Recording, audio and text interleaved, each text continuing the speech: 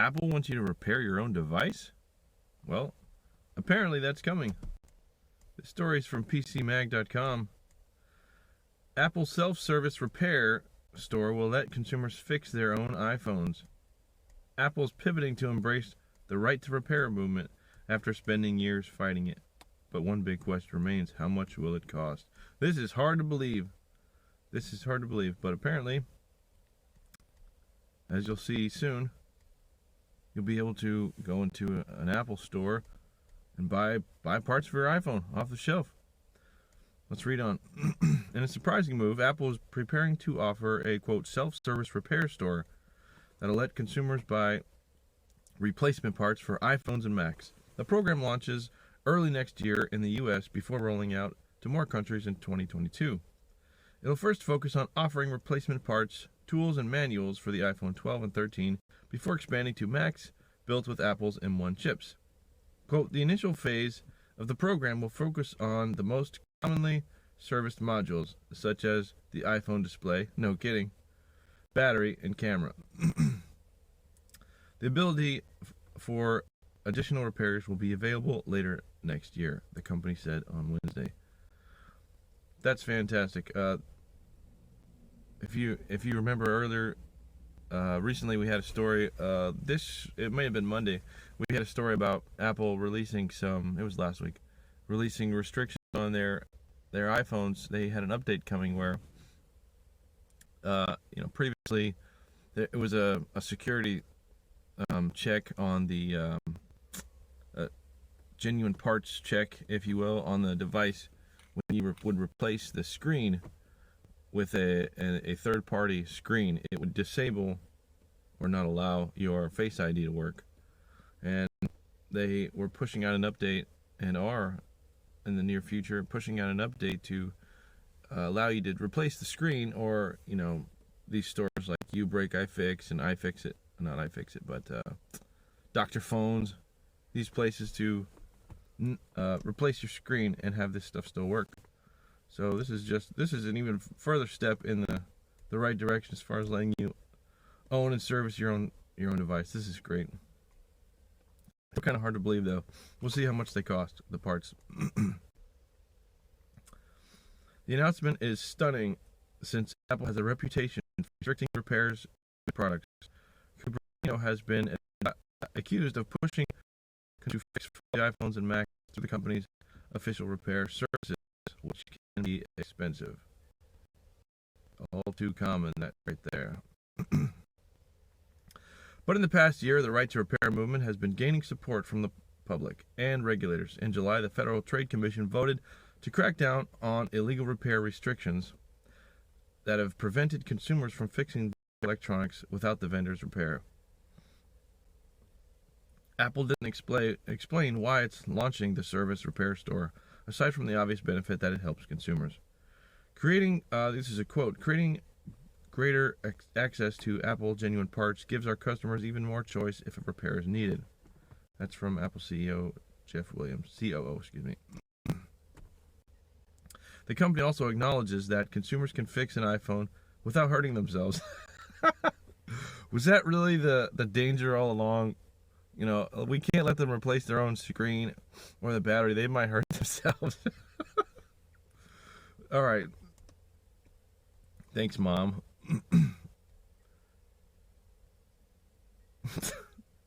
Or damaging the device. Now, that is a danger, obviously, but contrary to what Apple told Congress in 2019. Now, that would be interesting to go back and see the context of that. To ensure a customer can safely perform a repair, it's important that they first review the repair manual. Then a customer will place an order for an Apple genuine parts and tools using the Apple self-service repair online store. As another benefit to the consumers, Apple says, customers who return their used parts for recycling will receive credit towards their purchase, and you're gonna need that credit. However, the company has yet to reveal pricing for the repair parts. That's the question. They're still going to be 50% more, twice as much as you can get a part on eBay or Amazon that will work perfectly. which will almost certainly be pricey. For example, current prices for screen replacements on the iPhone 12 and 13 can reach up to $329 through Apple's own repair service. You are not far off from just getting a phone that's a year old, that's used, slightly used, in good condition for $329. That's amazing.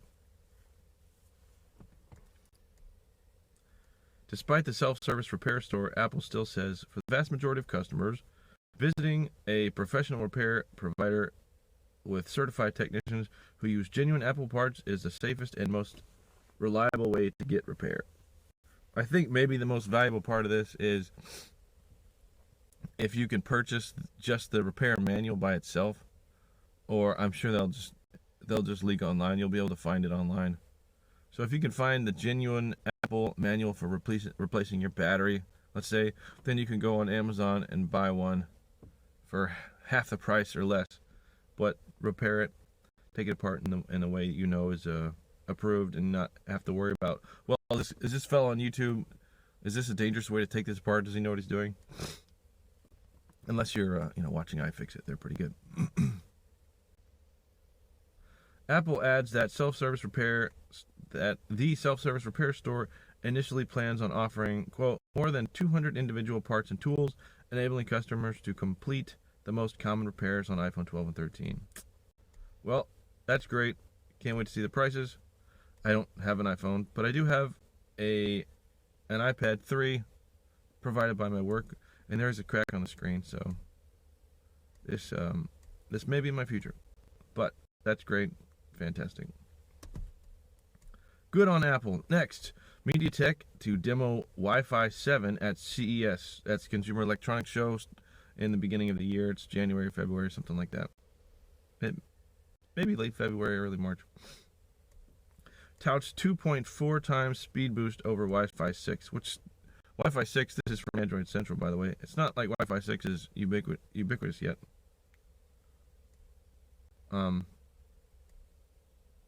Ubiquitous? So there's a word for, it's not, it hasn't really permeated the market. It's not everywhere. You don't see phones. Your phone probably isn't capable of Wi-Fi 6. Your laptop, may or may not be. If you bought a brand new one, probably. So we've already got Wi-Fi 7. But as you'll see here, it's not exactly going to come out in February. MediaTek says it's one of the first adopters to Wi-Fi 7 technology and will show the standard at CES in 2022. So they're just going to show the standard, which the standard hasn't even been ratified yet.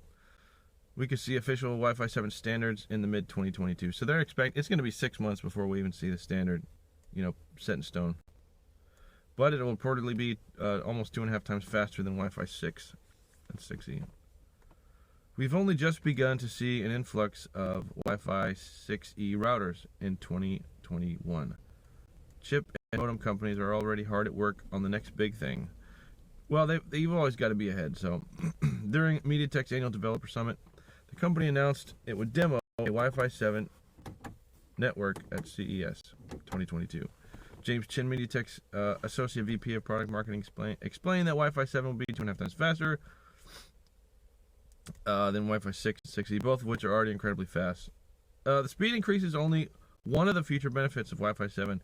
Chin also explained, without any concrete details, that this new standard will significantly reduce latency, which I didn't know was that big of a problem with Wi-Fi, but which will help significantly for applications like gaming, where every millisecond counts. There you go. And intriguingly, he said Wi-Fi 7 would, quote, play nice with your neighbor's Wi-Fi 7 networks, using new technology to reduce interference signals outside your home. That will be interesting. I would love to know how they're accomplishing that. So look for that coming probably a year from now. It will probably be a year before we see anything with that on it. Though MediaTek is demoing the tech at CES 2022 in January, which is only a few months away, he specified that Wi-Fi Alliance is still, quote, very early in the Wi-Fi 7 standardization process. Like I said, they don't even know exactly what the standard is going to be. And I couldn't disclose a specific date Wi-Fi 7 standards will be finalized, but he did suggest that while the standard is still in evolution, we could see a Q2 2022 release of the Wi-Fi 7 standards. We expect a 2023 rollout of the technology on that timetable. Well, they're not going to roll it out in January, so it'll be probably Q2 23. So we're looking at, 14, 16 months from now. The question will be, at least 16, I would think. The question will be, which devices support Wi-Fi 7? Well, none at the moment. None made in the next 12 months, I would assume. One of the biggest downsides to buying a Wi-Fi 6E router in 2021 is that not too many devices support the 6 gigahertz networks. New devices are more likely to support it, but will companies also future-proof to Wi-Fi 7 support? Well, they can't, at least until the standards are released. Or is that too forward-thinking? I love this ad here. This is fantastic. Look at this. Asus ROG Rapture GT AXE 11000. Why wait for Wi-Fi 7 when 6E is good already? Well, it doesn't matter because your Wi-Fi router is just going to die in 18 months anyway, so it won't matter. You can get this for, half of $1,000 right here. Fantastic. All right, next. What a perfect ad. Isn't that great? Okay. Next, CNET Tech. CNET.com. This is great info here about upgrading to Windows 11. If you're wondering about it, there's some good info here, so this should be good. Upgrading from Windows 10 to Windows 11 isn't mandatory, not right now anyways. Well, that's misleading. It's not going to be mandatory ever. But let's read on. Microsoft just rolled out an update to Windows 10, so you still have time to decide if you want to upgrade to Windows 11. Yes. You have plenty of time. Windows 11 began its rollout to eligible devices on October 5th, meaning, as just 2 weeks ago, meaning that Windows 10 is slowly on the way out. But that doesn't mean Microsoft's older operating system is obsolete yet. In fact, Windows 10, the Windows 10 November 2021 update is now available, and, quote, at least one version of Windows 10 will run through October 14th, 2025. That's Vice President of Program Management. If you're wondering how long you actually have to make the switch to 11, and how long you can safely wait before updating, you've come to the right place.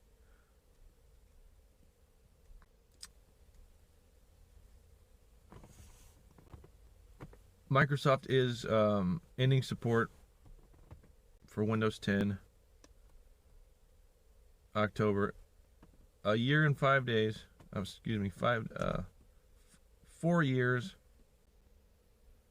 minus 5 days from now. That means Microsoft will no longer provide security patches or feature updates for Home Pro or Enterprise, Pro Education, and etc. Affecting virtually all Windows 10 users. So you have 4 years to do something about it. This doesn't come as a surprise. Microsoft has long established a fixed lifestyle policy for many of its products. For each version of the OS, the company offers a minimum of 10 years of support. That's a long time. At least 5 years of mainstream support, like security updates and no-charge incident support, followed by 5 years of extended support, like paid troubleshooting. Windows 10 was released in July of 2015, so its 10-year life cycle will have come to a close by October 2025. All right, here we go. Do I have to make the switch to Windows 11? Will my Windows 10 computer stop working after Microsoft pulls support? No. The answer is no.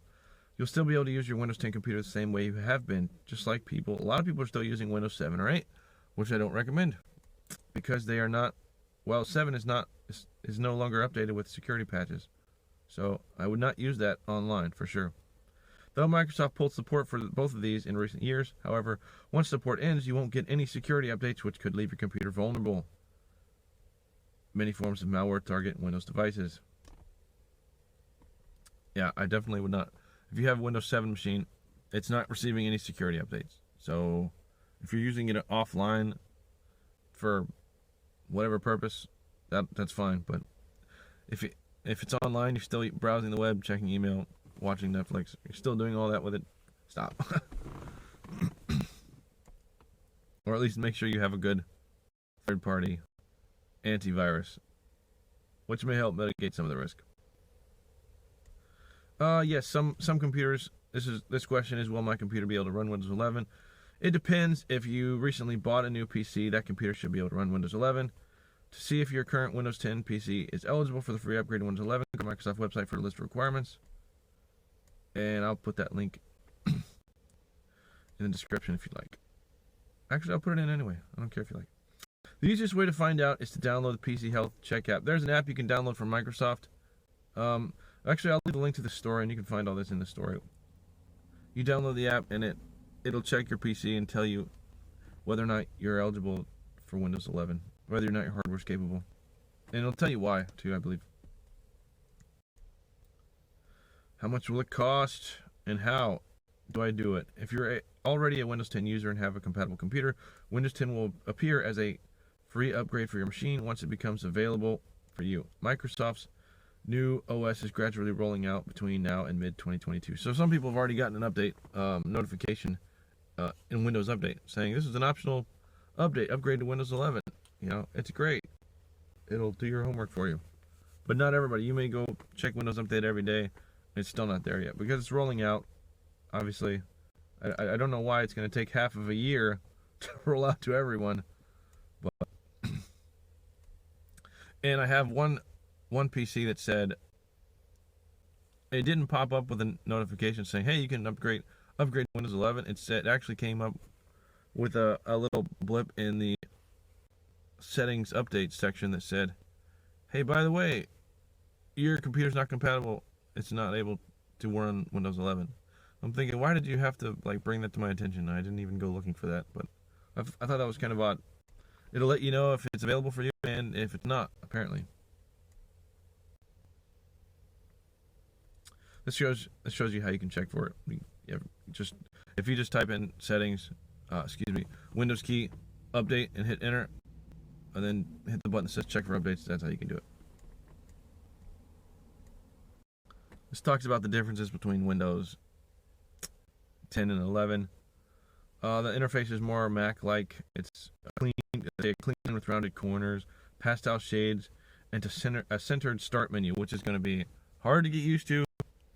The start menu has been way over on the left. I don't remember what they did with it in Windows 8. When Windows 8 first came out, they moved it or something, and everybody hated it. I think they put it in the middle, and so they put it back on the left. I could be wrong about that, but I remember some controversy about this before. Yeah. Mac-like interface. Fantastic, because that's what we've been looking for. To be more like Macs. That's good. Integrated Android apps. This is the biggest one to me. Android apps will be coming to Windows 11 and installable from within the new Microsoft Store via the Amazon App Store. There were a couple of ways to access Android apps on Windows 10, including if you had a Samsung Galaxy phone, but this will make it native. So that's great. I can't wait to try that. I've got to get Windows 11 on some machine soon just so I can try that, although it's not available yet. Yeah, it says will be coming soon. But that'll be great, especially if you have 2-in-1, a little touchscreen or something. Teams integration, yeah. Better virtual desktop support. Does anyone use that? I guess. Easier transition from monitor to laptop, and better multitasking. Okay, that'd be good. Widgets. I don't understand. When people have been just dying for widgets since Vista left. I guess. While they've been around for a while, I remember desktop gadgets on Windows Vista. Yes, they were gadgets, including a recent Windows 10 update. You can now... It was in a recent Windows 10 update? Get out of here. We might have to look at that in a minute. Alright, you can now access widgets. Yeah, I wasn't ready for that. Let's see here. Customize your taskbar. Oh, taskbar. Oh, yes. Yes, that's a recent update. And it did kind of confuse me when I first saw it. That, to me, looked like the Samsung tablets. Let's see here. Where were we? I'm getting distracted. Yes, it's free. So you've got your widgets. Xbox Tech for better gaming. Windows 11 will get certain features found in Xbox consoles like Auto HDR and Direct Storage to improve gaming on your Windows PC. Okay, that's great. So to me, this is not a necessary update at all. I would not be in a hurry to jump on this unless on your machine you really need to run an Android app. Okay? Which I don't know why you bought a Windows machine for that. Or you just like the way it looks, but I would say there's nothing in here you definitely need, for most people. So there you go. There's some quick answers on common questions for Windows 11 going forward. So hope you enjoyed the video. Thanks for watching. Have a good day.